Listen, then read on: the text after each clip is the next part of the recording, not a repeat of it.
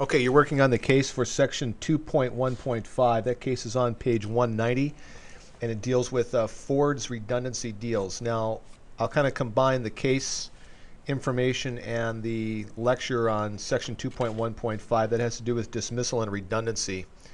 Um, know the difference between those two things? Dismissals where someone is terminated due to incompetence. Breach of contract, uh, two words, sacked or fired, go along with dismissal.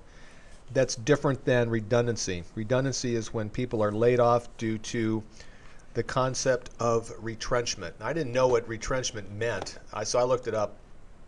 And by the way, Vancouver mom makes $77 per hour online. Don't read how she did it.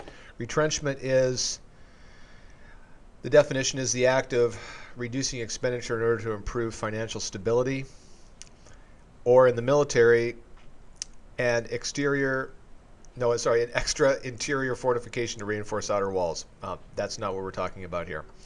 So that's the concept of retrenchment, and the reason Ford has to retrench is because they are losing market share. Ford Motor Company, as a side note to this case, this was 2006. Ford Motor Company is the only North American automobile manufacturer that did not require a bailout during the economic crisis 2008, 2009. In fact, one of the market leaders right now, one of their big products that they have going is this thing called Sync, or Ford MyTouch. And it's really an electronic system that's in the cars that manages many, many aspects of the automobile, provides you with your phone integration. There's hard drive built in. It actually takes all the music off your phone. You can talk to it. It talks back to you. It has built-in GPS. It's pretty cool. They're really on the forefront of that. And I think one of the reasons that they're on the forefront and they survived the crisis was because of the fact that they did go through a really aggressive retrenchment or redundancy, laying off workers and accepting both voluntary and involuntary reassignment or redundancy for those workers. So the case I have you do is on page I think 190. Is that right? Yeah, 190.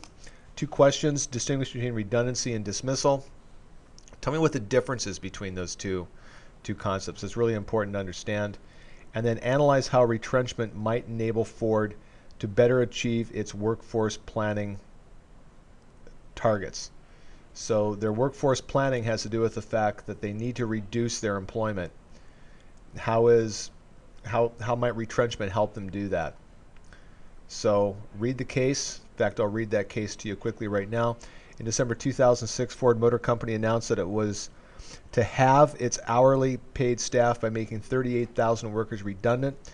The motor giant stated that these workers had either accepted early retirement deals or redundancy packages. Those are when you pay people out, give them a couple years' salary, promise them retraining in order for them to leave their job, but would save the company around $5 billion a year. So even though that they have to pay, and there's always a cost associated with redundancy, separation agreements, retirement packages.